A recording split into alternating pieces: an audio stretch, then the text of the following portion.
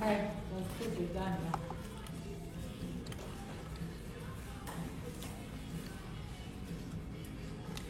now. Hey guys, we're getting ready soon to start the bead embroidery design class. Give it a few minutes for other people to join.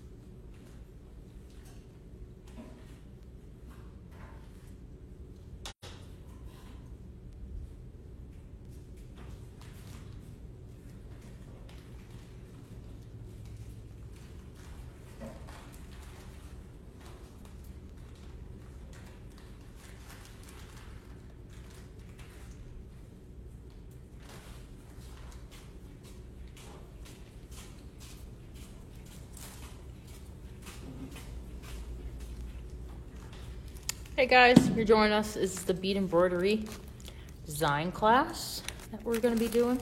This is part 1. So we're going to be going into like gluing down the cabochon and that kind of stuff, and what to do to start off.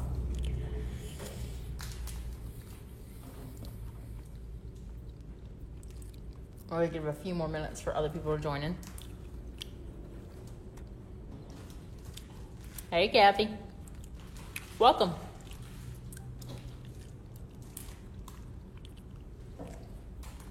Hi, Shirley.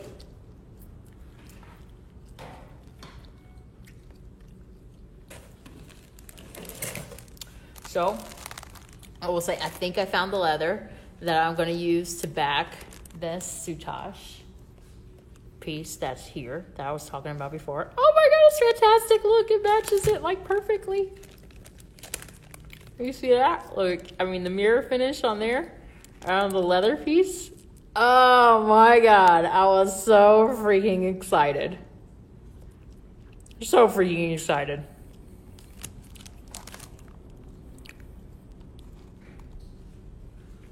Yep. So, guys, if you missed it, this was the soutache piece that I was talking about before that I just finished. There's more pieces to it. Hang on. It'll come together somehow, some way.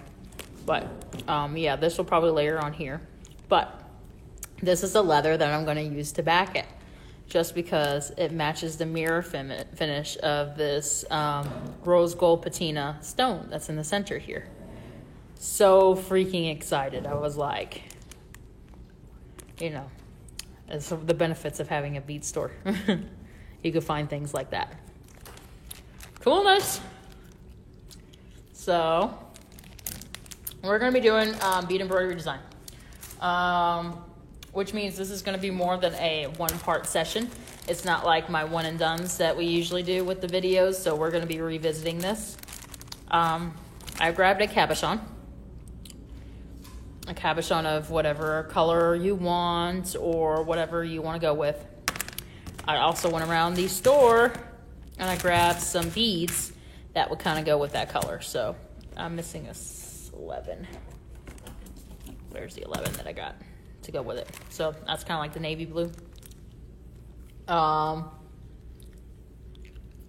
So want to know these help me keep my sanity. Yay! Awesome. I'm in the mood to keep people's sanity. Trust me. This is the leather that I'm going to go with to back it. Just because, I mean, I got like a peacocky blue one to go with it too. But I picked up these Rizos here, and it kind of matches with that. So I kind of liked it. Hey, Mary. Hey, Patsy. Hey, Robin. Cheryl, glad we're keeping your sanity. Hey, Bonnie. So the things we're going to start off with today are pretty much your delicas. It's much easier to start your back stitch with delicas than it is with, regular 11s and stuff like that. It's just going to be much more even for that. Hi, Lynn. I got 2 different colors of 11 Delicas to start off with. And then we're going to finish it off with some 15s too. So, blah, blah. Those are kind of like what we're going to go with right now. You can if you just have 11s, go with the 11s. They're not going to be that horrible for you to use.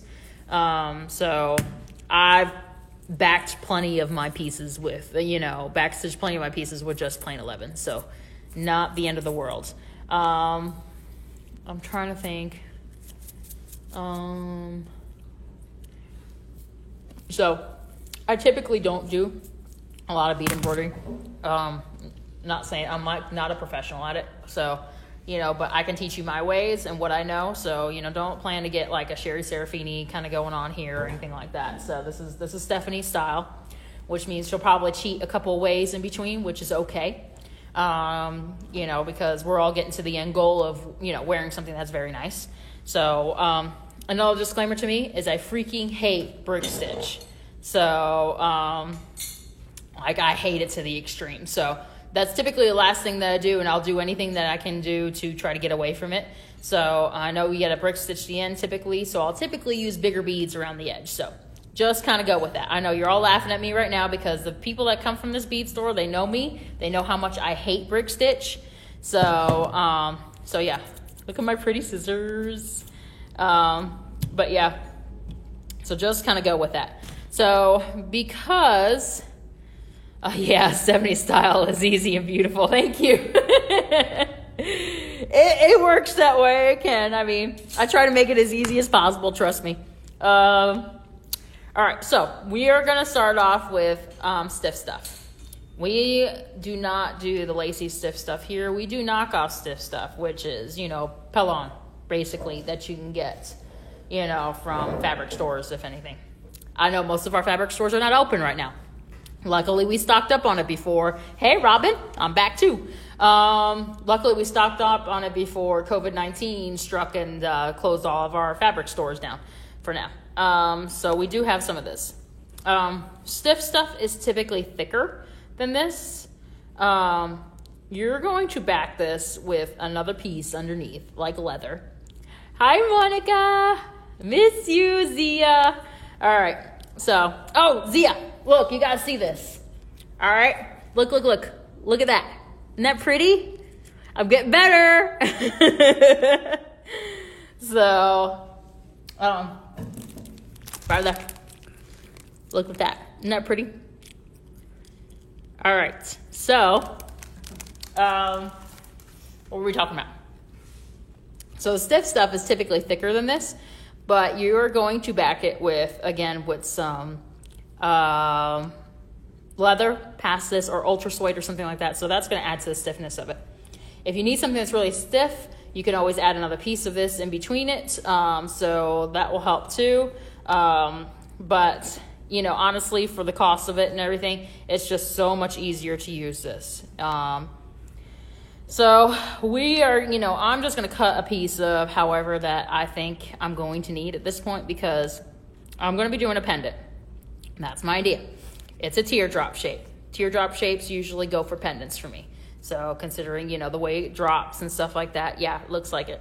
Might add some fringe. That's a nod to Hannah Rossner. So, yay, beautiful work, Sutash. Yep, thank you. So I'm going to cut a piece of this stiff stuff here. My knockoff stiff stuff, my Pellon. I'm going to cut about yay big. So this is, I got a roller here. I cut a piece about 3.5 inches by about 4 inches, which is going to be plenty for me to work with, to start off with. I mean, I'm not going to make a huge oversized, huge piece anyways to go with. So I'm working with the teardrop here. So we're going to glue them down. Before we do so, we're going to talk about other things that you can use. So these are some filigree pieces. So a lot of people end up layering things, underneath. Or what they do is they stitch this, do something with this on here. and they end up layering, a filigree piece underneath, something like this, to go with it, to break the monotony of it. And plus you have some different textures there too.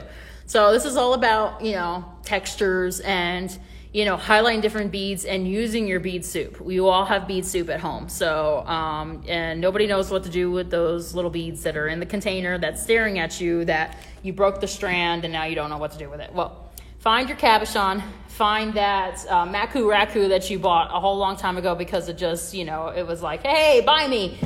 Use that, Find Alexandra's, Sidorenko's cabochons and, use those. Find my mom's cabochons and use those, that kind of idea. Go find whatever you got that's been calling your name for a little while.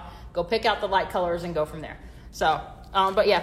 So these are like some filigree pieces. This is brass. Of course, we wouldn't be using that kind of color, but the silver colors go better with this. But you get the idea. So, use some pieces that might call to your attention, little flowers and here's some, that kind of thing. So. But yeah, so I might throw that in there. I'm really not sure what I'm going to do with it at this point. So, hey Connie, hey Pauline. I'm sorry. I'm taking a drink in between because I just talked for 45 minutes straight before this, so I'm kind of thirsty. Next thing we're going to do, permanent markers, Remember those days that we used to color when we were kids? And we didn't color in the lines, and we didn't really care. So that's what we're going to do now. We're going to pretend like, we flunked out of driving school and we can't stay within the lines. Go get yourself, you can find these on Amazon or whatever, so a nice little pack of permanent markers, different colors. As you can tell, we have been using this and a lot of them have disappeared in the store. So keep track of yours, just saying. My mom's cabs are not on Etsy yet. They will be. We're probably actually going to be doing some kind of bead embroidery kit or something like that with them. I just haven't gotten to that point yet. I've been trying to, work it as good as I can, as fast as I can. So anyways, we're going to grab, I'm going to grab some colored markers based on the colors that I have in the cabochon and based on the colors that I'm going to be using for the rest of the piece here. So, ta-da. There are some colors that matches that. So, what we're going to do, and we're just going to sit here and we're going to color this stiff stuff. Just with these colors, just to, the reason is because if you see any of the beads in between, so if you see bead embroidery before and stuff like that, that the idea is to cover all surfaces. Well, these are beads, they're round. Beads are round or the different odd shapes. So chances are you will catch a little bit of the ultra suede here and there. Or not the ultra suede, excuse me, the stiff stuff. So we color the background because we have white. So that way, something that's stark white will always jump to the forefront. Something that's a darker color will recede to the background. So typically your eyes will go to whatever picks up the reflective light first. So it will always go to the white. So that's why we try to color the whites as much as we can.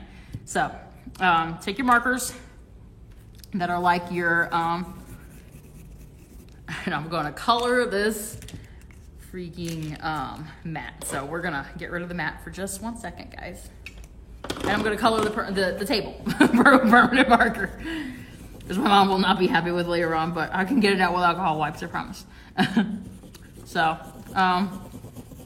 but here's the idea. It's just to color it, a little bit of the colors that, are independent. So that way it will kind of mix in with the background of the stone itself.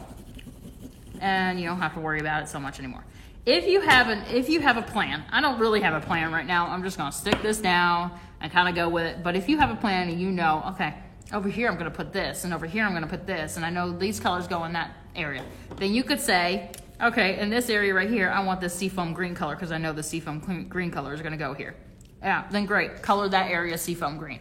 I don't have that plan going on right now. Just kind of going to work with it with you guys. So because of that, I'm just going to color the whole thing based on the colors that are in the cabochon itself. Cool? Everybody get it? Understand for now?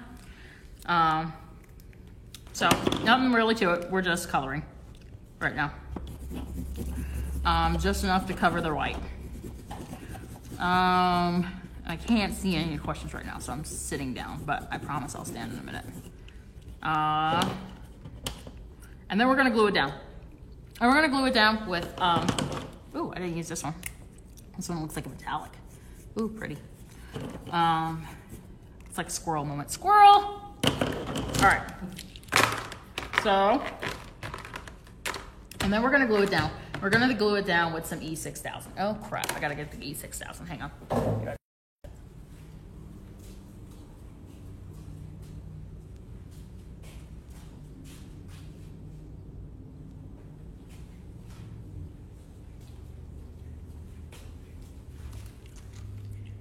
This is the basket that I was using to do with the other things, so it's buried in here somewhere, I'm pretty sure. There it is. Hey, Nancy. All right, so now we're gonna be gluing down this cabochon here.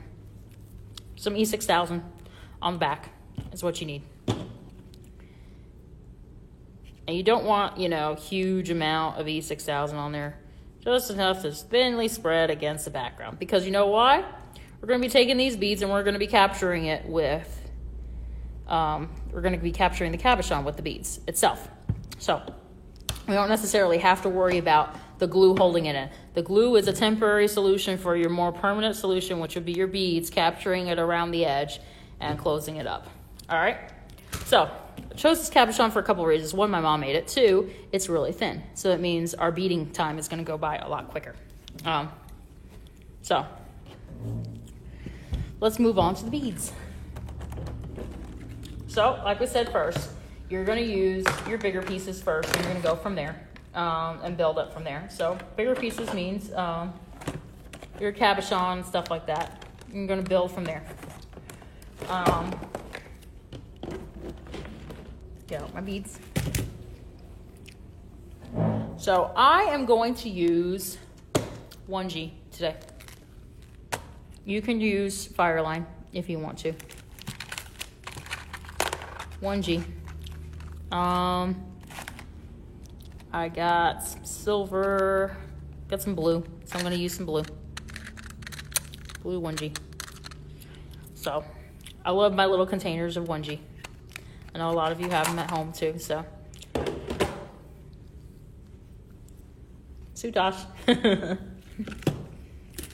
And we are going to start with, I'm going to start with my turquoise, just because we're in that mood. So I took out 2 colors of delicas that I know would match the stone. So if you don't have a delica that matches the stone, go with a generic colored delica. Go with a metal color, gold, silver, bronze, gunmetal, nickel, that kind of thing. So those are staples for you guys to have in the house all the time, is always have those metal colors, because if you do not have something that matches this exactly, then you can always go with a metal color and that will offset it. So you know what I mean? So try and build your stash of having your 11s, your 15s, your 8s, and your delicas, your size 11 delicas, and try to have something in metal colors all the time.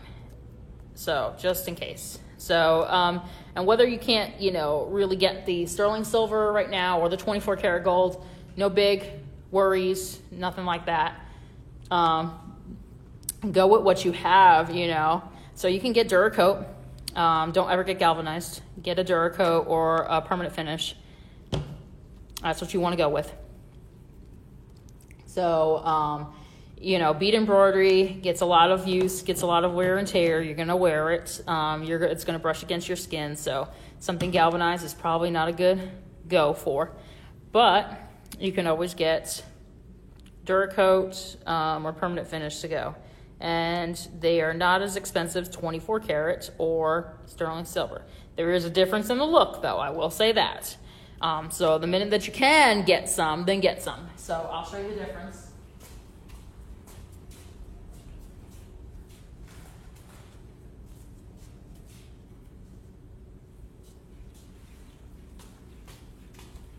All right, so these are the silvers.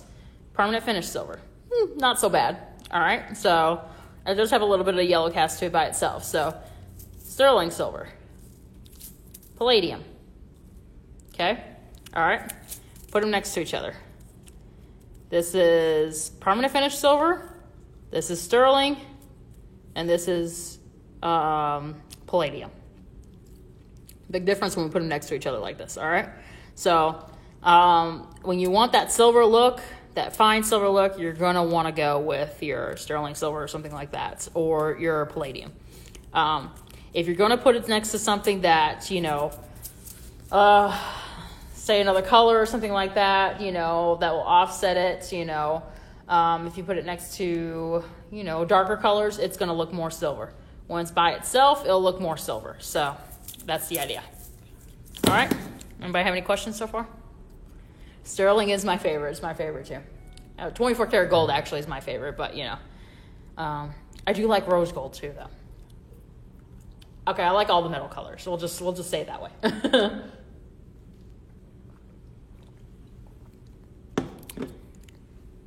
All right, so we are going to start off. Now that we colored our background and everything, we're good to go. I'm going to start off with a quilter's knot. Needle going one way, end of your thread going the other way. I'm going to wrap our thread around our needle a couple times. We're going to pull that knot ball all the way to the end. Ta-da! And that creates a little knot ball right there. All right? Hey, Regina. Those work. Yes, all the colors work. All right? So, we're going to come up from our cabochon, from underneath this stuff. All right, and we're going to start a back stitch. We're going to come up right next to the cab, okay? I love rose gold, yes. My ring's actually rose gold. You can't really tell right here in this picture, but, you know, yeah, I do like rose gold a lot. I guess what, guys? I get to wear jewelry a lot now because I'm not in the plants all the time right now, so hey. One of the good things about the work at night not being as bad. All right, but I'm thankful I still have a job, by far. So, anyway, so we're going to start off with our turquoise color. And if anybody's wondering the color that I'm using, it's DB 2130 Delica Opaque Underwater Blue. I'm pretty sure because there's a B there. It ran out of room. All right, so when we're doing a back stitch, we're always going to count with an even number. The reason we count with even numbers is because we want to end up with an even number count. Why is that? Is because we don't want to do odd count peyote after this. We always come off of our back stitch with a peyote stitch. So, all right, so keep that in mind. Always do even numbers. Whether you want to pick up 2 or 4, that's totally up to you. I typically pick up 2 at a time just because I don't like to see so much of the gap in between here. So you pick up 4, it's going to pull up on the beads a little bit more when you're pulling up on it for the peyote stitch. So you're going to end up seeing a little bit of that underneath that you see during your bead embroidery. So if you're going to go around the cab and you're going to put, say, something like, 4 millimeters or something like that after that, then that's fine. Then go with a 4 bead count. So, because you're not going to see it if you put something large like a fire polish around that. Or if you put cup chain, something like that, right next to it after the stitching around the cabs, then you're not going to see it. So, okay? So, back stitch, start with 2. Bring those 2 down to the edge. Line them up to the edge of the bead, the edge of the cab. Okay? You're going to go down into the stiff stuff where those beads end. Don't get caught with your thread. Okay? They set up nicely right there. Then what you're going to do is you're going to go back up through the beads, and it's easier if you actually flip the work over and you can see where your thread is. Makes it a whole lot easier, a little tip of the trade. Although I'm going to fight through it so that way you guys can see the pretty side. And you're going to go through the last bead that you added. If you do 4 beads, you're going to go through the last 2 that you added. That's the way I do it. Okay? There we go. There's 2 added. So I'm going to continue to add 2 at a time and go all around the cap.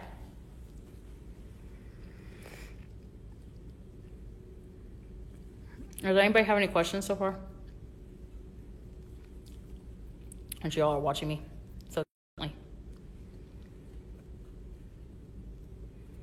Did any of you like get anything ready? Like, did any of you actually go get a cabochon and do this? Or are you all just gonna watch me, suffer through this? I have to know. See what I mean by flipping it over? You can always find where you go into.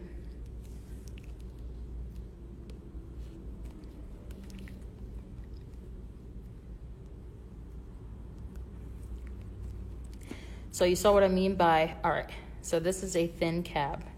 So it means I will not have to do many rows around your duo gems. Cool, awesome. Watching you suffer. Thanks, Shirley. Thank you. You're working on a piece with me, awesome. All right, so you can see how thin this cab is. You can see like already my row of delicas are almost gonna cover this. So let me grab another cab and I can show you the difference.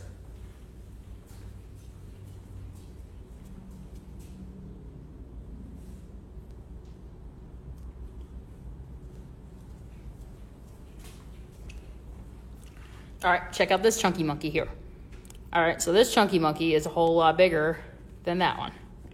So to cover that up, it's gonna take a whole lot more rows to go. Okay, so keep that in mind when you select your piece. I selected for expedient, to be expedient in this process. You guys are selecting for whatever you like. So my amount of rows is not gonna be the same amount of rows that you do, okay? Do you usually go dark or go to light on your base? I go with whatever color that I want to focus on first.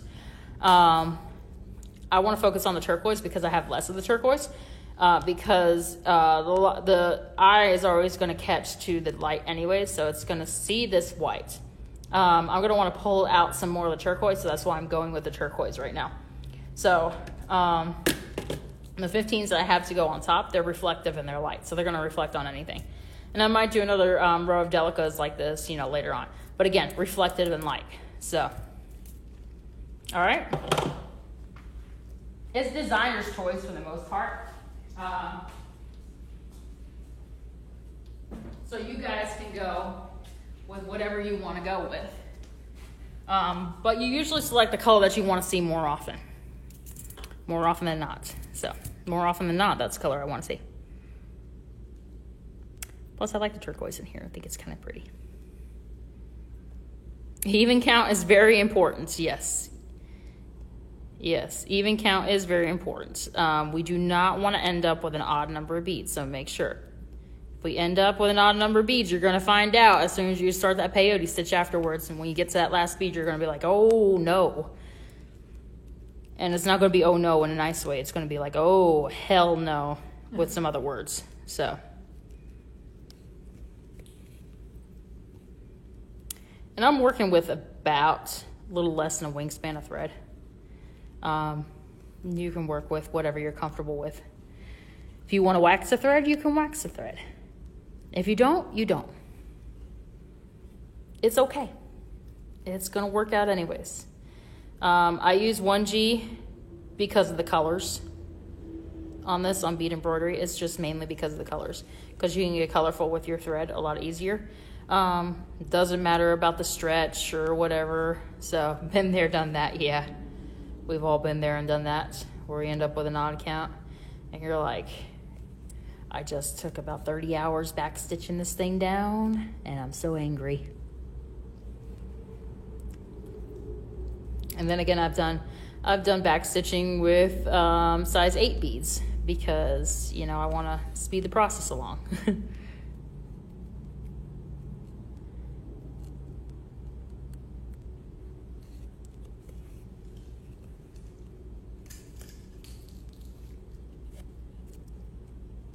So while I'm doing that, I'll talk about some of the other beads you might use in the process. And I have an itch underneath my watch, sorry. So I have a couple different beads here that I grabbed from the wall based on the colors that I saw in the piece itself. So, and I'm going to be doing this while I'm talking and back stitching at the same time. So it's multitasking, guys. It is possible. I was chewing gum before too. I spit it out though. So I gathered some fire polished, some bricks. If you don't have bricks, Tila beads work. Half Tilas, because those are half bricks. You can use gem duos. I got Rizos here. I got Demis. So there is tons of things, different things that you guys can use. Flat surface beads are really cool to use, like gem duos, like the God, what are those called now? They have so many new beads out. I'm just, they keep on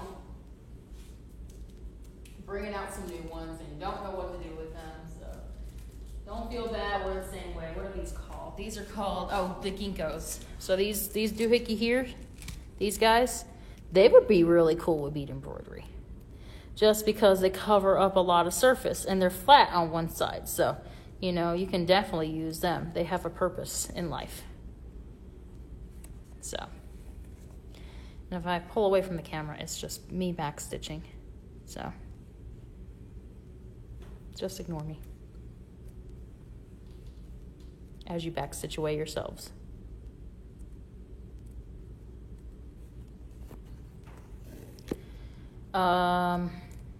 So I will be back with you guys again on Thursday as the next scheduled class.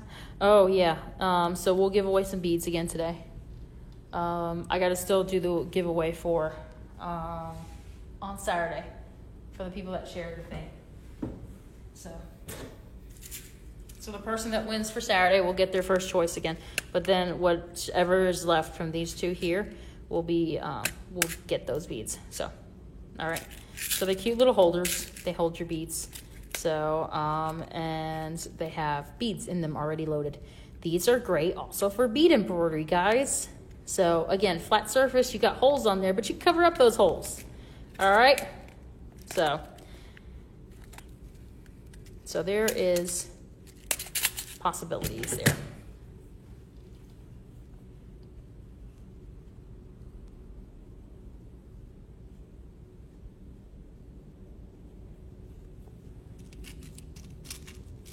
I feel like I have a disaster area growing. So remember, even count. That's the most important out of all of this. Keep your beads even, your numbers.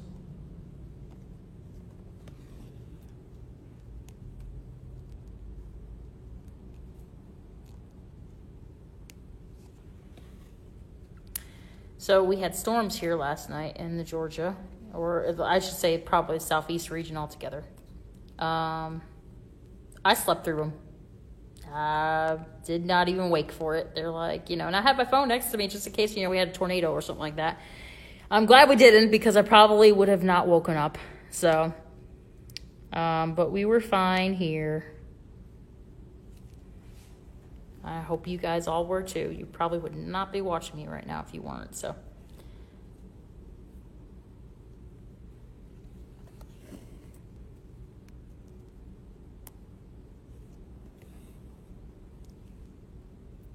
So if your beads end up looking a little wonky, no worries. They'll unwonk themselves out, trust me. So you see how this guy here is kind of like he wants to go in there a little bit. He's going to get straightened out when we do the next row of peyote. So don't worry about it. He will come together. But if it really bothers you, you can always stick your needle in there and pop it up. All right, so we're at the point now. So we can grab two.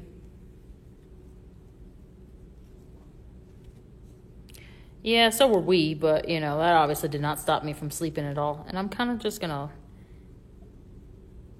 go into whatever should be the space of the two beads. And that's unlike me, because I work at night typically anyways, but I've been on that schedule for a little bit now, so now I just kind of sleep at night. I'm up probably like 2 nights out of the week now. Because the rest of my crew is up, so I have to be up at least to answer questions. Hey, Kim. All right, so you saw how I did the corner there? So we're going to end up going around him anyways, so it'll end up all kind of working itself out.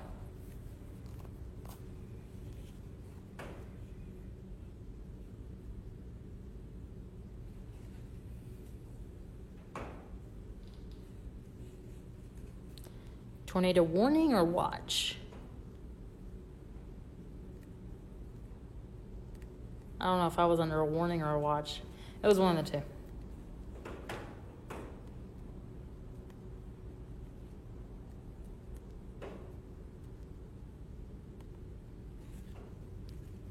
But they enjoyed talking about it a lot on TV last night.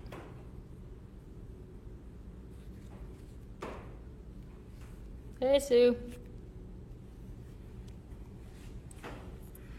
They were all about tornadoes last night.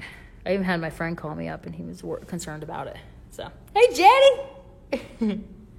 Jenny, your kids are here. You got to come pick them up.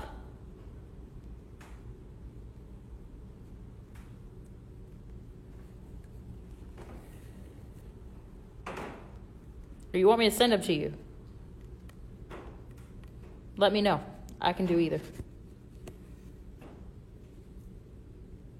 Curbside pickup.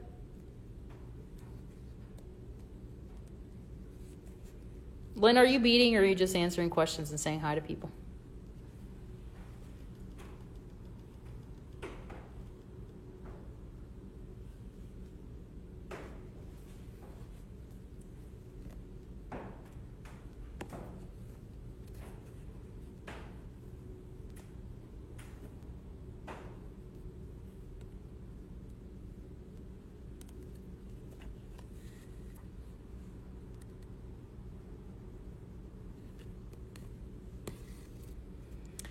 Alrighty.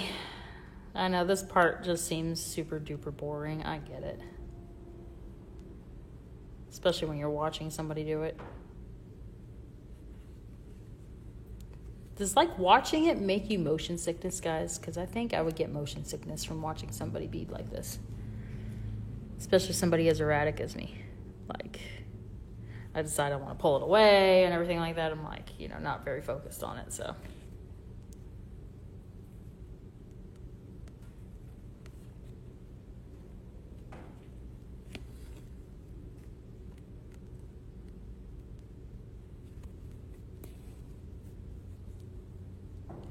So this is part 1, so we'll probably go over the majority of this.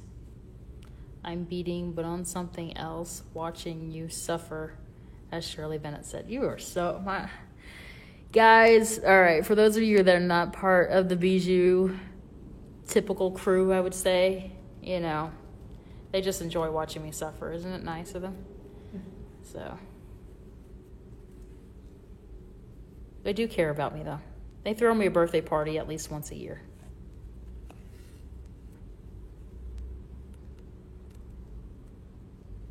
I get a cake. I like chocolate cake. They all know me. And I get handmade cards from people. From our people here that make handmade cards. And I'm like, oh my gosh, they're so talented. I cannot do handmade cards. Which is weird because... Oh, good. Okay. Yeah, I can't do that either. So I used to love stationery and pens and stuff like that when I was growing up, so. But my handwriting has gotten a whole lot more horrible over the years, so handmade cards is probably not the way for me to go. You see those things about calligraphy and calligraphy pens and everything like that. I would love to write like that. Nope. My handwriting looks like I should be a doctor. I have a master's degree, not a PhD, so can't actually say that yet.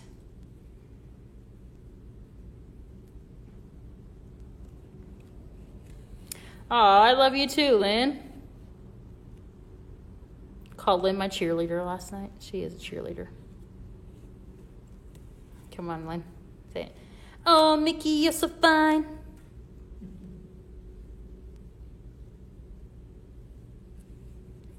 And that was one thing I said I didn't do yet, was sing on here.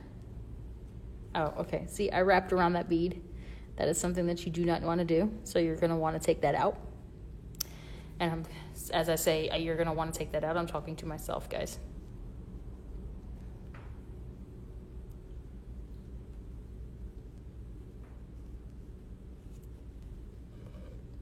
And usually the easiest way to take it out is just to take off the freaking needle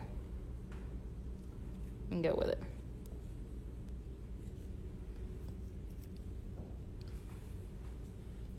And a lot of times it's hard to catch your mistakes like that. Bead embroidery is very forgiving for something like that anyways. It's not like bead weaving where just that's like, you see it right away, you're like, oh, there it is. Bead embroidery, you got a charade of beads that are marching through there, so different textures and stuff like that. So typically you're not going to catch a rah-rah. That's the enthusiasm that I get from you, Lynn, rah-rah.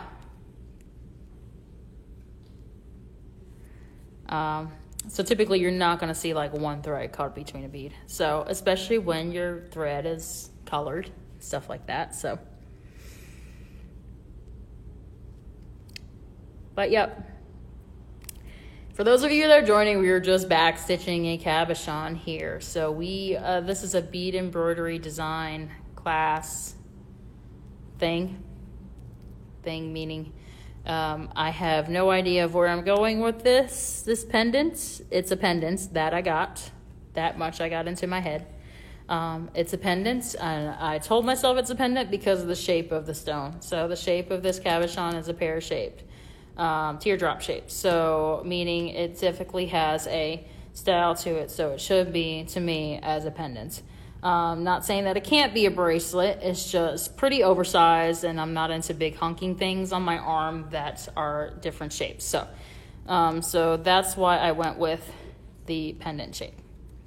So going from there, though, I'm not really sure if I'm going to be adding fringe to the end of this or anything like that. So right now, what we're doing is we're backing this cabochon onto this stiff stuff here.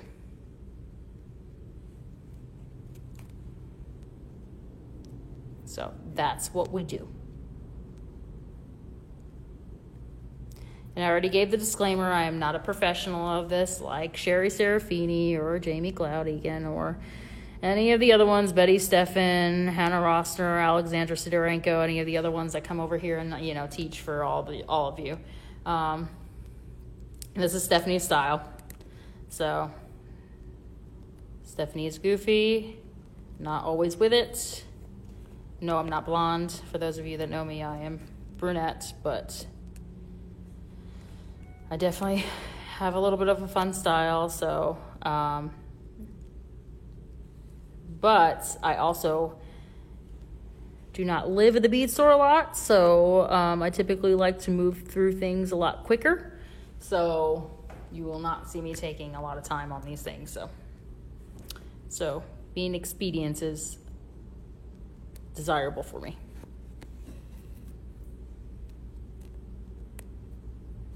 And for those of you that know me, I typically am a very fast beater in the first place. So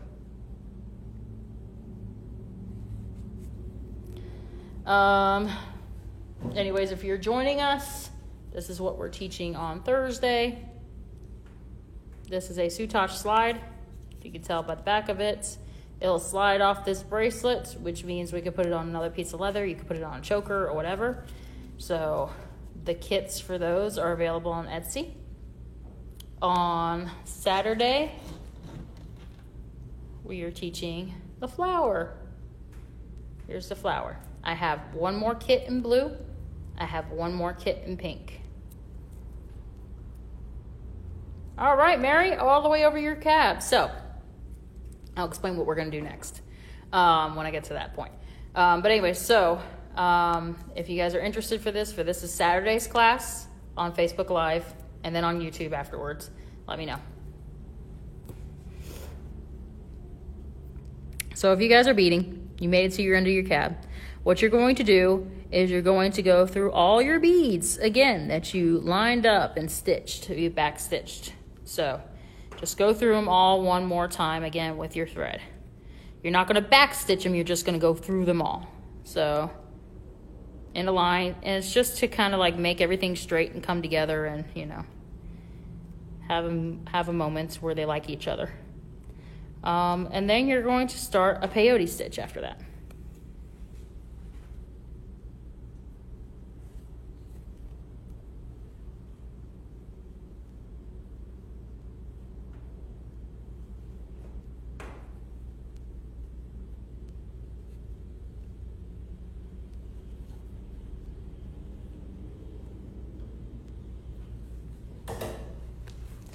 So if you have that, you know, that you did all the way around the cab, and you're like, you know, you're so proud of yourself because, you know, yeah, you made it and it's good.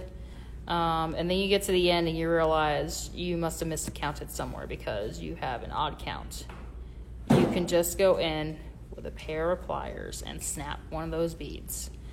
Like I said, you really won't see the thread anyways, so don't worry about it. So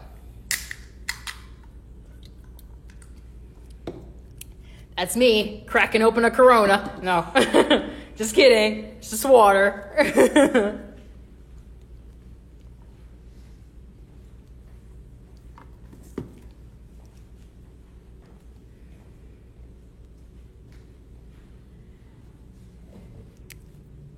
So you could always snap one of those beads to make an even count. So not a big deal.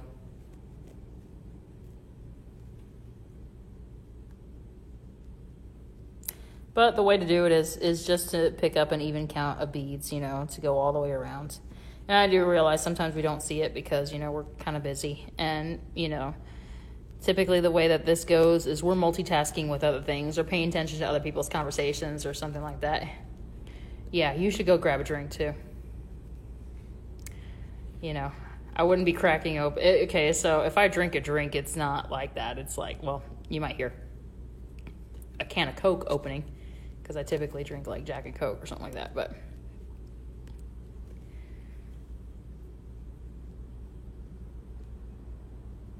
and I get it. It's 5 o'clock somewhere, but it's not here yet. So, and I already get to live in perpetuity with, you know, social media. I don't typically want to do it while I'm drinking. I'll probably say some silly things that I regret.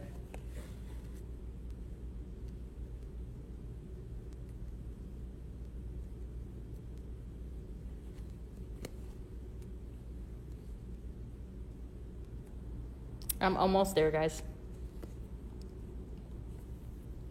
I picked a pretty large cab.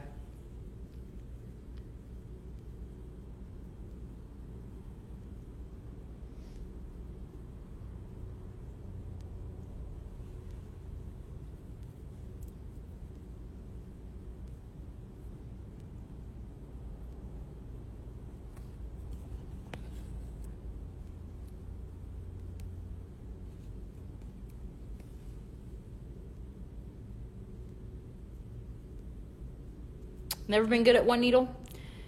I stink at double needle. So if you're good at double needle, then you're really better at multitasking than I am. I have like 1 or 2 projects that take double needle.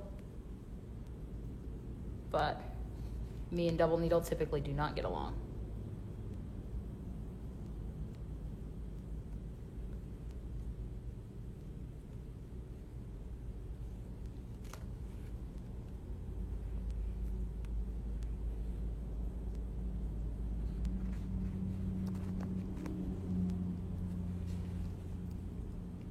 So if you guys are just joining us and you wonder how I got this lovely mosaic of color on the background of my stiff stuff here, is I use permanent markers. We use permanent markers to color the background of the stiff stuff before we get started. And the reason is because, you know, if we're sticking beads in between there, you don't want that stark white. It'll usually jump up to the background, to the forefront, excuse me. So coloring it with colors that your beads, you know, your beads are going to be, definitely helps that. So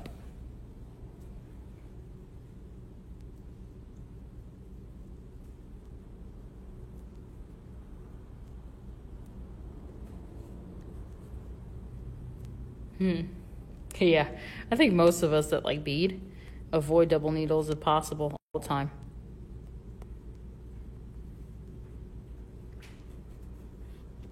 So let's see how I'm gonna do this. So decision points. Do I end up with 2 beads or do I end up with more? Because, you know, as you can see here, I got 2 beads here, but the little space is a little bit bigger here. And I actually am going to go with just 2 beads. You could put 2 or 4. 4 is going to bunch it up. That's why we color our background. So if it lifts slightly and we end up seeing it a little bit, no big deal. Hi, Leslie. It's Leslie Freeman. Get excited. My other fellow national instructors actually watch me. Fellow. Like I'm a national instructor or something. My other national instructors watch me. So, you know, they know me already because they come and visit me. So, you know, not that it's... Okay, so, all right. I'm going through all the beads again all the way around. So, I should explain my steps as I'm going. So Leslie likes to reweave. It's one of the things she likes to do. That's what everybody finds out here. Oh, and you get a prize, guys, if you read her directions in the class. So when she asks for you to read her directions, you know, because she usually picks a person to read, or she asks for volunteers, I should say, you will get a prize. So make sure you read. So, and catch her classes when you can, because she's retiring after this year, which she probably most of her classes have been canceled right now because of COVID-19.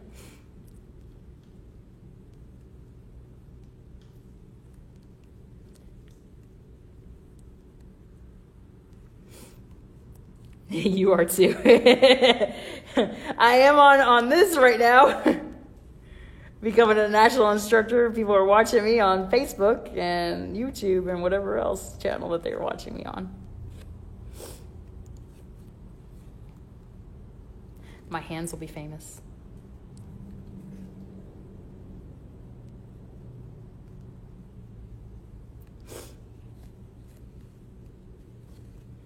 All right, so we're going to make our way all the way around the beads on the sides here. Ta-da, ta-da.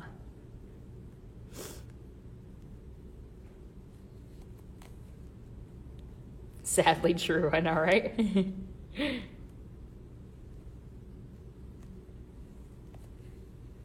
All right, so there we go. We backstitched all the way around this cabochon. This next part is going to go by a whole lot quicker. So now we are going to, I'm going to switch over to a second color of Delica just because I feel like it. So if you don't feel it, don't feel it. So, you know, for this, you are a virtual national instructor. Thank you. So stay for a stone like this. If I was doing a stone like this, I'd probably pick a bronze. Just saying, because it's a turquoise color. It's a natural stone. Bronze seems to go well with this. So if you're picking out bronze, you typically are going to go with bronze to go all the way around. So, okay, just word of the wise. I'm doing something different here. I'm not sure what I'm going to go with, but I picked out colors because I have 2 or 3 different colors in here. It looks beachy to me, so we're going to go with beachy. So, beachies. All right. So, we're going to start the peyote stitch. Now, remember we went over peyote stitch and how to do this. So, peyote stitch around for cabochon like this, or, you know, from a bead embroidery piece is the same as peyote stitch from a flat piece. So we're doing a circular, of course, because we're going around something, but it's the same concept. So what you're going to do is you're exiting a bead. You're going to skip the next bead and go into the next, or the one after that. Hi, Grace! I have people withdrawal. So, you know, if I could talk to, you know, I'm not really talking to people. Well, I am talking to people, but I don't see people. So I have people withdrawal. So this is kind of like good for me because, you know, I'm concerned that I don't get to talk to anybody. So anyways, so there we go. So there was our first peyote stitch. You see my point about, you know, it lifting up now at this point. So you can see it's starting to lift up a little bit. And that's why we color. You know, that's why we color and do not stay within the lines if you don't have to. But that's why we do that, so that way when it starts to pull away like that, we are not going to see that stark white.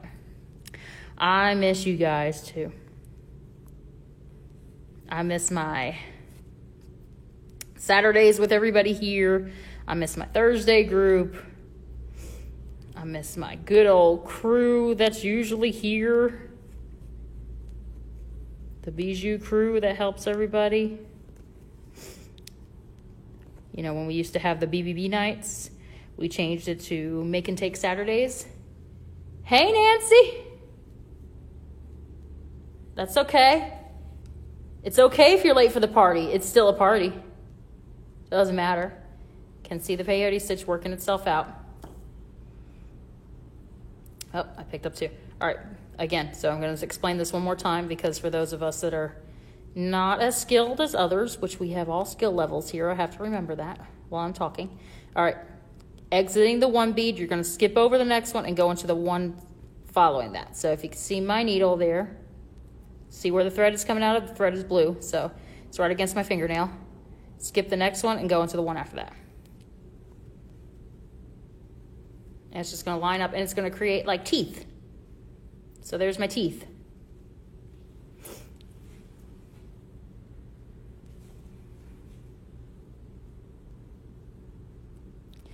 Yeah, I think we all miss human interaction altogether. Which, you know, when all this is said and done, you can spray me down with Lysol. I'll probably still hug you. Just saying. So arm yourself with a can of Lysol when you come near me, because I'm going to hug you.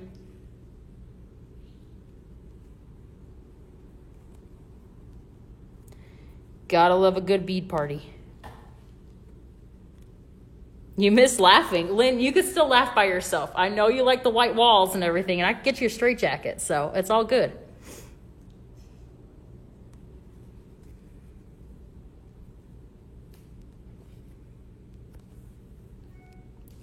So remember I told you those wonky beads will start to straighten themselves out? They are straightening themselves out.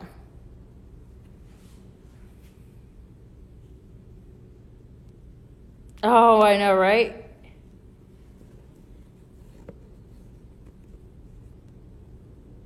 Hugging is the best. Creates good endorphins. Going around the corner now.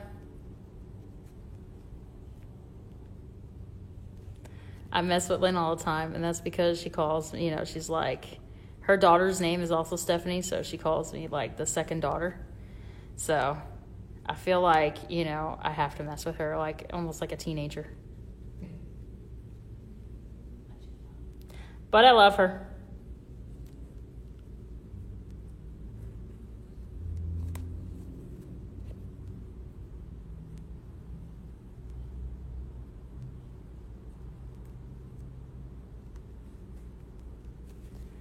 Alrighty, so we are working our way with a peyote stitch around this bead end. You can see I did something there. I went over 2 beads. Can you see it? So we're going to pull that out. So if I make a mistake, I'm going to point it out to you. I really don't care. People make mistakes all the time. We make mistakes with beading, and we usually just incorporate it into our beading. And sometimes our beading mistakes become our beading genius is. So, geniuses. It's our ingenuity there. So it's okay to make a mistake. And if that was probably in the corner, then I probably wouldn't care about it, but I'm pulling it out. I'm doing the rippet stitch, as Kathy Bennett likes to call it.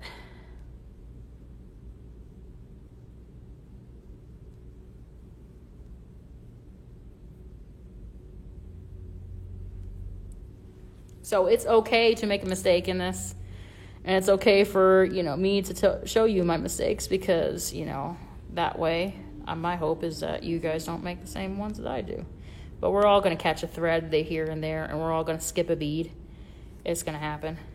And I'm 30-something years old, so, and I have really good vision, and I skip beads, so I can imagine. You're so good at it, the ribbon stitch? Oh, don't worry, I'm a pro at it too. We all kind of all are. You know, in fact, you know, I'm so good at it that sometimes I don't even practice it. Sometimes I'm like, screw this, and I just leave it there. So I don't even know what I would call it then. The forget about it.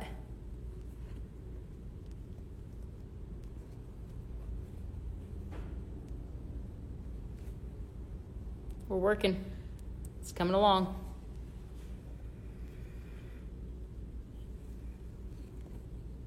So this will be part 1. So we will redo this again. We will do another bead embroidery class thing-ish next week.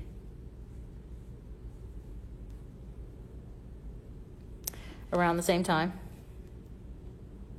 It will be part 2. And, you know, depending on how far we get on that one, then we might do part 3. So, but basically we will go from starting something to completing it. So my fingers are blue, guys. I just realized that. Permanent marker. So if I look like a Smurf, it's not because I'm eating blueberries. It's because I dipped into the permanent marker here, obviously.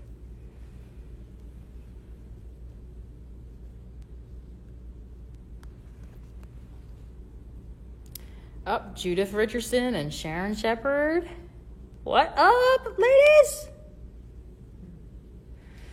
We got Diane Whiting. Hey, that's the national instructor, guys. I feel like I'm getting like, you know, all the peeps watching me. And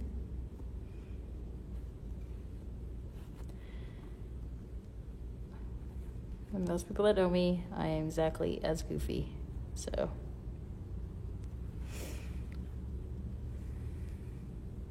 Finally off the phone with the Geek Squad and AT&T and still no email? Well, darn. Can you do whatever you did to your email, to my work email, so that way I don't get the emails?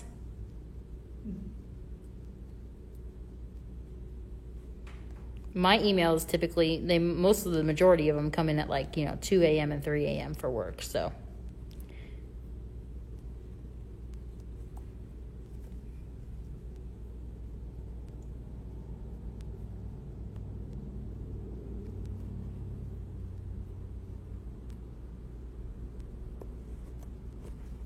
So I imagine you tried deleting your account and starting a new one, right, Sharon?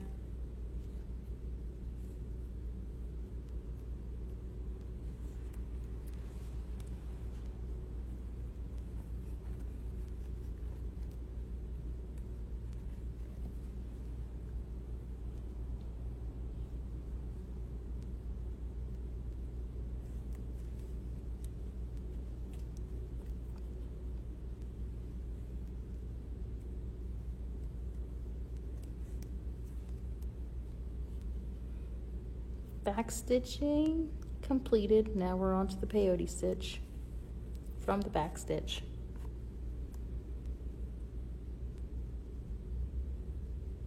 I feel you.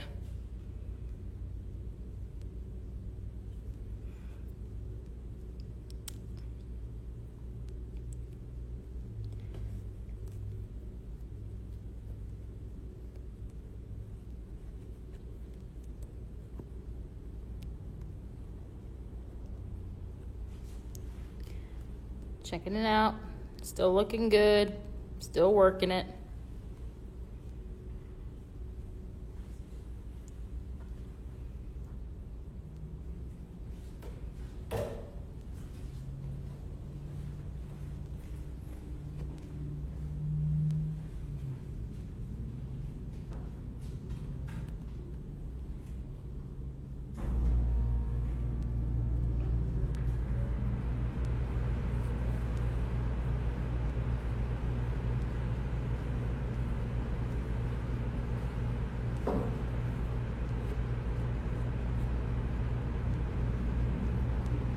Oh, I do say sometimes, guys, when I hate working with squares because the thread always gets caught on the squares. So you can always round out the corners. So that way it typically does not, unless you're going with a square shape. If you want it to be square, go with it. Do not round off your corners. But you can cut off the corners a little bit and it will help with getting caught.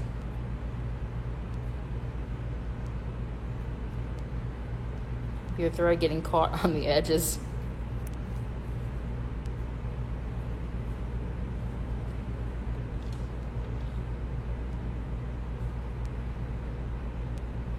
And you guys see how I'm, periodically I'm turning it over and looking at the sides. And that's kind of, for one thing, it's for me to make sure that I did not skip, get 2 beads in there at a time, because then that's going to throw my even count into an odd count, and then that's going to make me very unhappy at the end. So it's better for you to catch the mistake before you get all the way to the end versus, stuffing through it at the time. So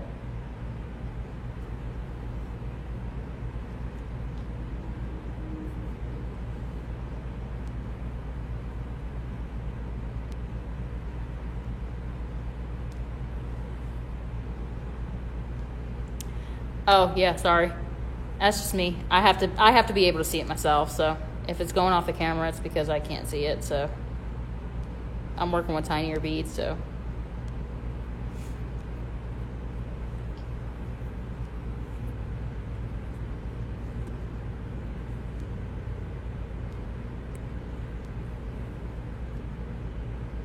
keeps on popping down in there.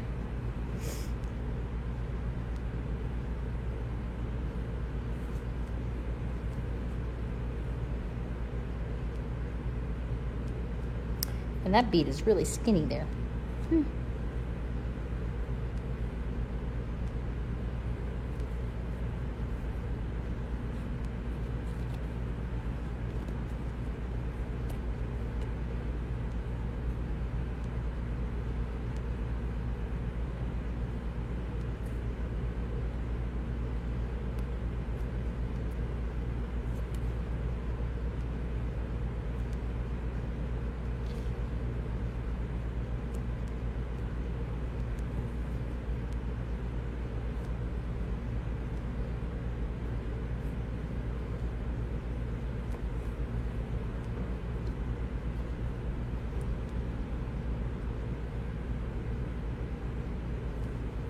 And we're just peyote stitching around, exiting out of one bead, skip the middle bead, go into the bead next to it. So you're skipping over one bead. And I'm working with delicas.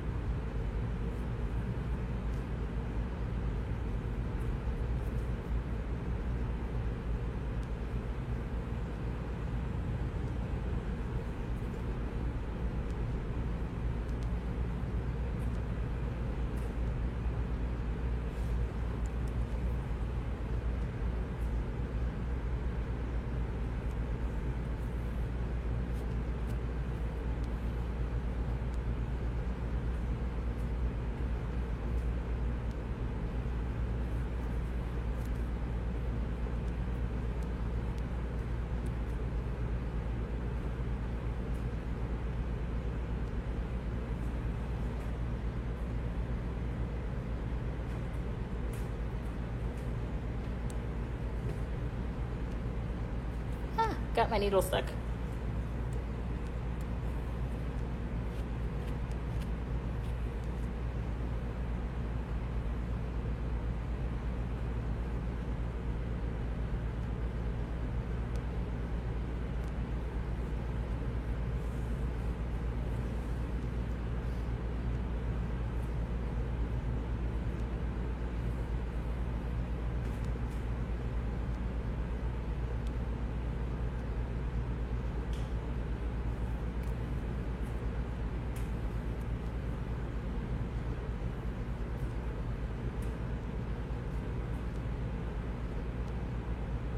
Did you wake up at 2? I would like to say that I woke up for the storms, and I did not. And I was, I'm upstairs and everything, so it's not like, closer to the sky. All right, last step here, last one. So here we go. There's 3 beads right there. I'm coming out of 1, exiting the 1. All right. Ta-da. That's the last one. And now we are going to step up into the first row that we started off with. So that would be this bead right here, my little white bead. And And that's kind of why I went with different colors too, guys, is so that way you guys can see the step up. Okie dokie. Okie dokies. Here is my wire.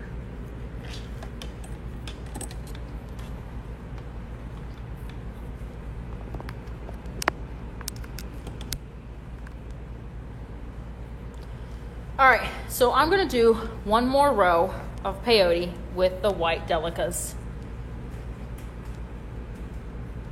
Depending on how thick your cab is, the sides, you might do more than one. So, all right, let's talk about peyote and rows with back stitching. So that first back stitch that I did, which was the teal color, the turquoise color, that becomes row 1 and 2 of our peyote stitch. The white one I did is 3, so we counted 1, 2, 3. Cool? All right, so that's our rows there. So I'm now doing row 4. So I'm going to do row 4 with the white. So you're going to see a specific, like a band between them.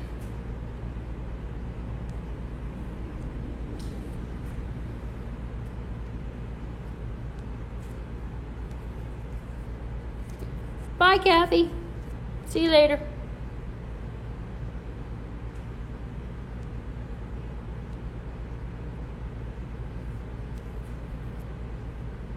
So there we go. There's our next row, starting off. So now we're just stitching in between the beads. We're stitching in the teeth. So we're adding a tooth in between the 2 little up beads. Kind of like jack-o'-lantern.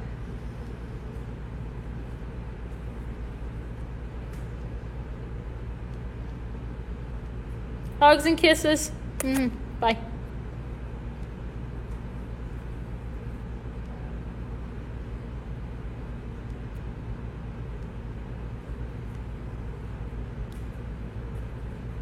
All right, so I'm at this corner here. So I'm going to do something a little different with the corner. Just because, you know, I'm using the beads and I can. So I am actually going to start with a 15 in those corners. And that's just kind of like to bring that corner section together. And I'm just going to do it with the corner right now. So once I pass that corner, I am dumping 15s everywhere, if you did not see that. Once I pass over that corner, then I'm going to switch back over to the delicas. Right there in the corner, I'm stitching in some 15s. And it's just to bring that corner, start to bring that corner into shape.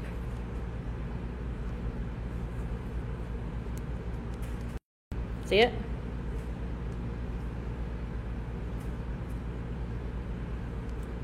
Three beads would be enough for that.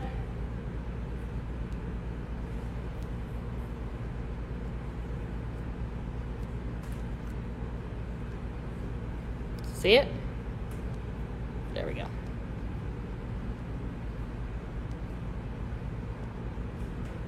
You don't have to do that if you don't want to. I just want to keep that corner, that shape of the stone.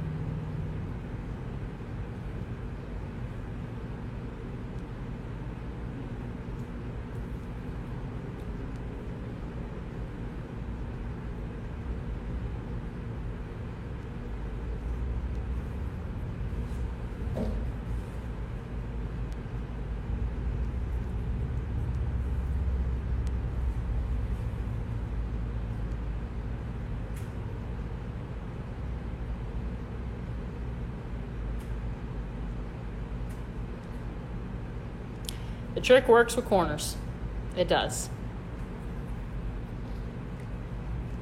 So you can tell.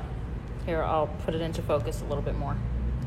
So I got these 3 beads here. So on my next row around, which will be the 15s, I'm going to go from 15 to 15, and there are going to be 2 15s in that corner. So that's why I use 3 at first, and then there's 2. So it's going to bunch in that corner a little bit more. So it does help with the corners. With stones that have definite points, it does help with that trick. So, but you have to make sure. So look at look at the depth of my stone, and look, it's just about over the edge with the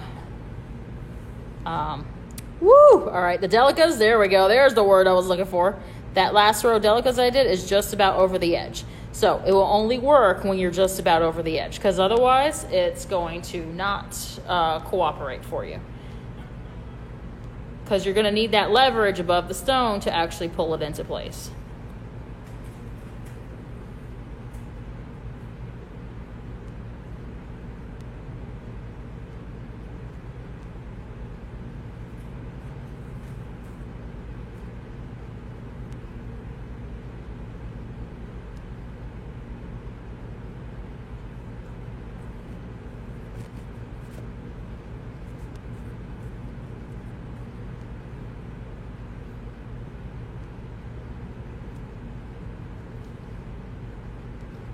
And you guys can tell I'm pulling it pretty tight too when I snap it in.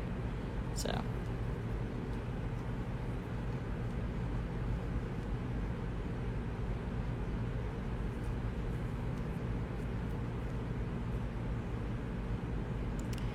And pulling it tight will make the beads behave the way they should. I don't like misbehaving beads.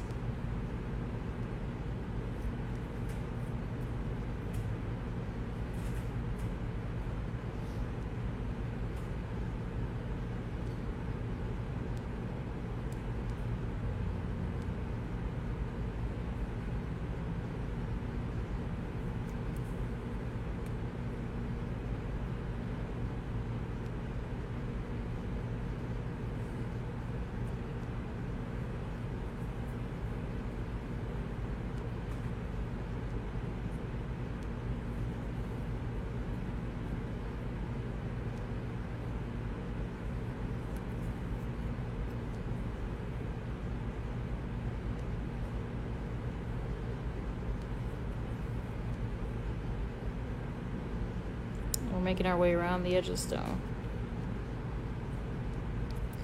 And check for skinny little delicas. So right down there is a skinny little delica. See him? He's down in there. So he was not the right size of a normal delica. Well, it's going to throw your little guy out of whack there. So, but, you know, I'm here to point out my mistakes to you as well. So there we go. There's that skinny little delica. So make sure your delicas. And delicas are typically all the same size. They're all very uniform. I'm not knocking Miyuki by any means. Or, you know, I don't need any Miyuki representatives coming to hunt me down. Miyuki is very good bead company, but there are always beads that are just get out of hand sometimes. And sometimes if it's a fraction smaller, it will show up in your work. So if you see it and you notice it, pull it out.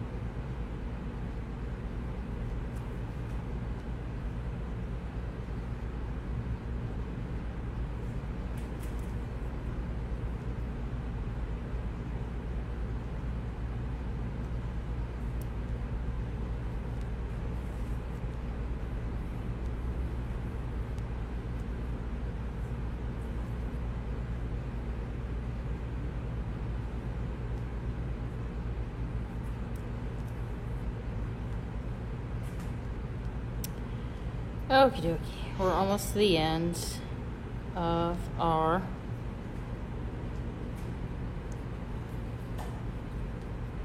row.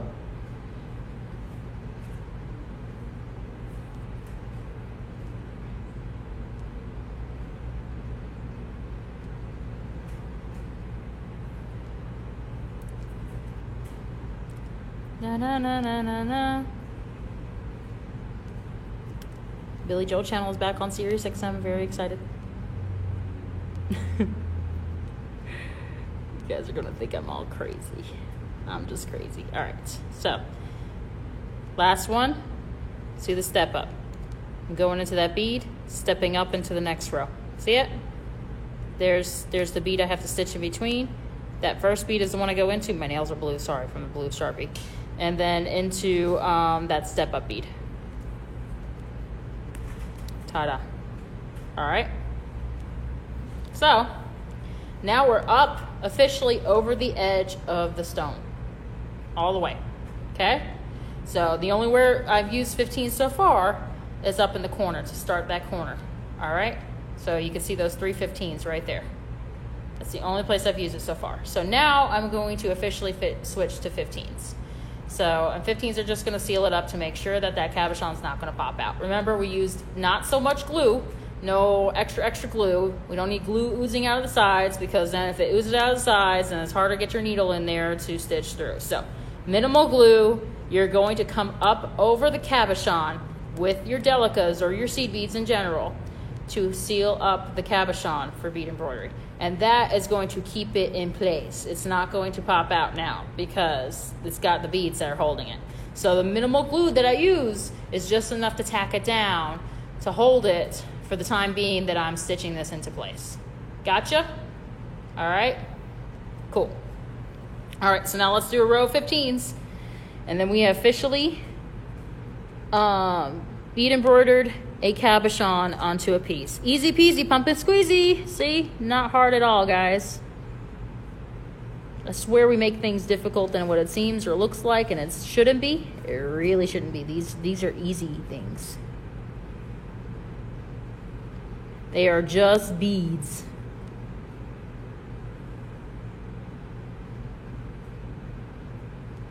And if we get really pissed off at it, that's what wine's for. We drink wine. And then everything becomes a little bit easier. So you notice I'm pulling it.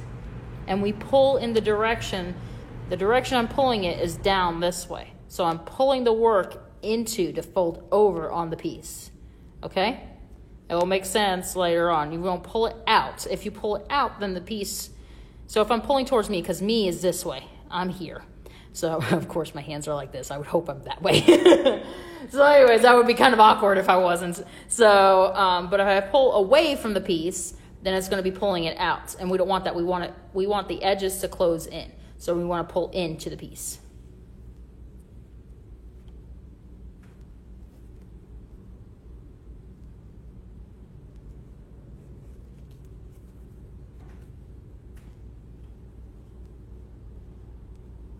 All right, so now we're going into the corner. Into the 15s in the corner.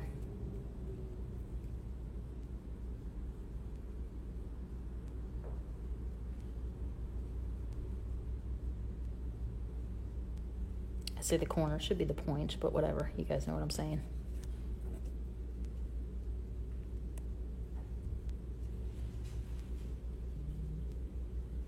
So if it's a really, really tight corner, you could just skip a 15.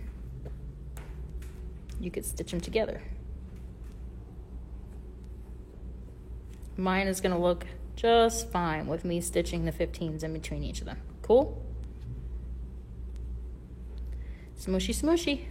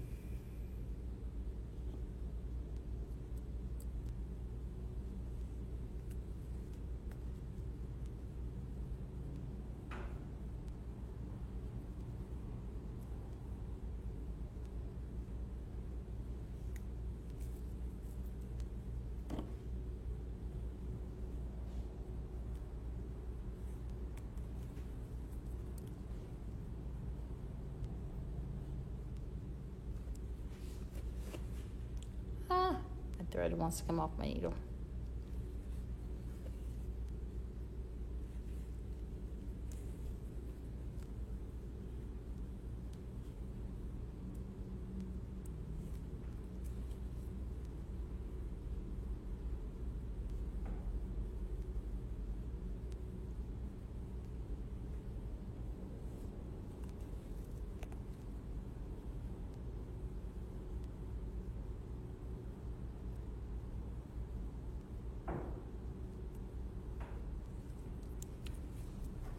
Since I'm standing here just back stitching, did everybody have a great Easter, Passover?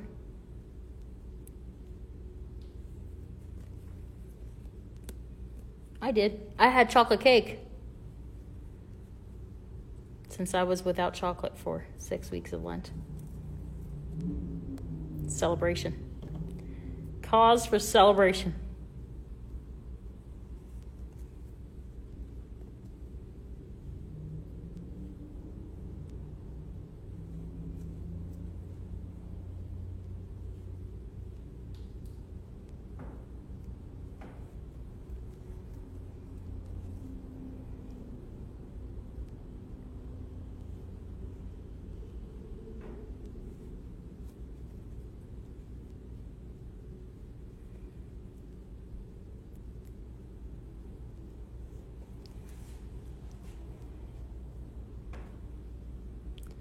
As good as possible. You had cupcakes? Oh man, I like cupcakes too.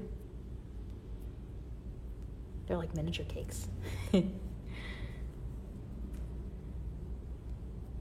Well, you guys, the guys of you that are friends with me on Facebook, you saw the picture of my chocolate cake. My dad was holding it.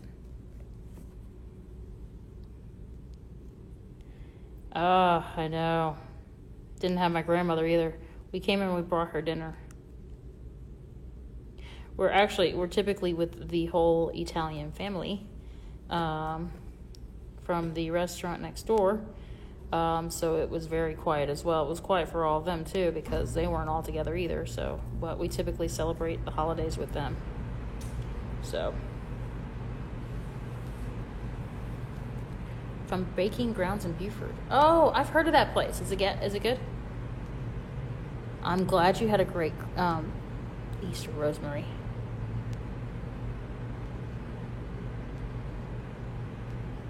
Sorry, I unthreaded my needle, so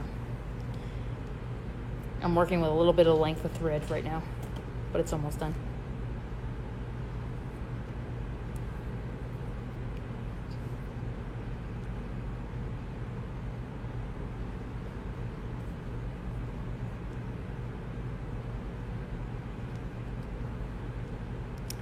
Yeah, I keep on thinking about it's awesome, cool.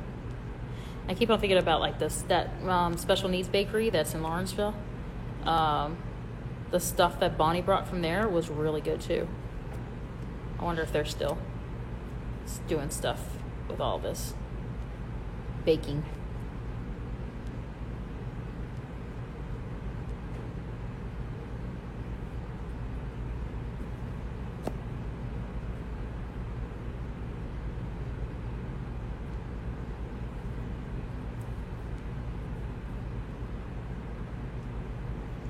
I will make it with this little piece of thread, but just means a lot of back and forth from the camera to the 15s.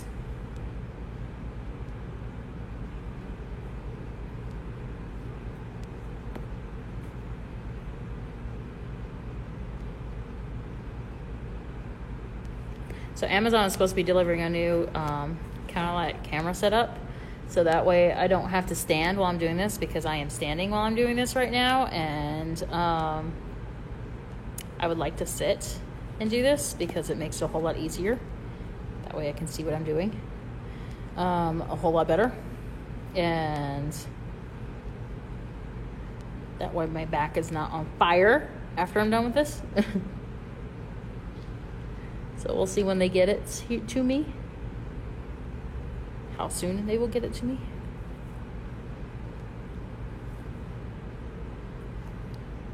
I wrapped my thread around that guy.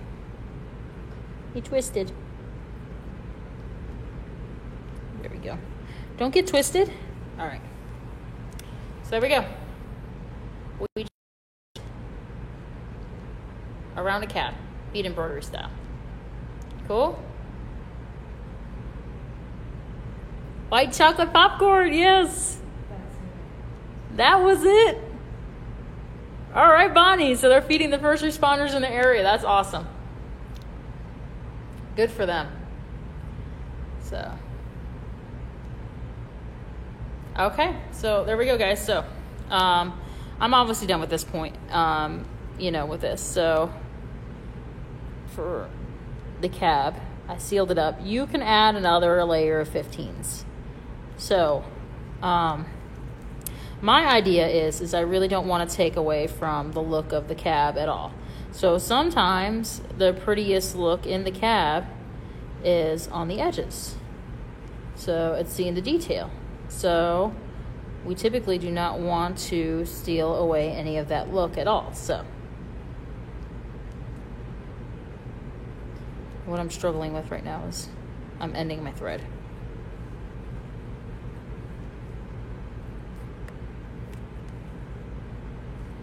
So a good way to end your thread with peyote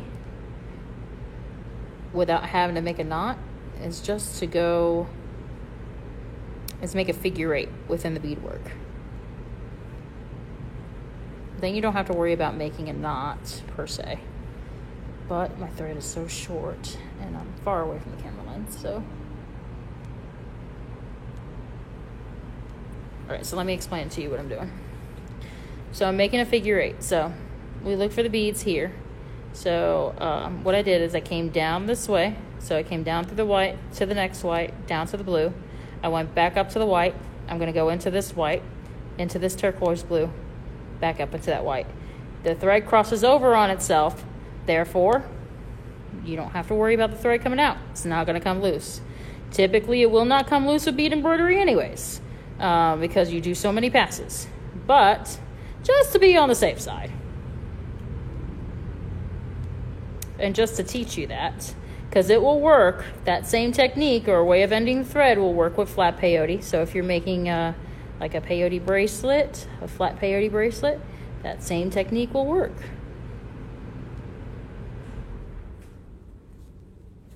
We're all about useful techniques. Tips of the trade. Woohoo!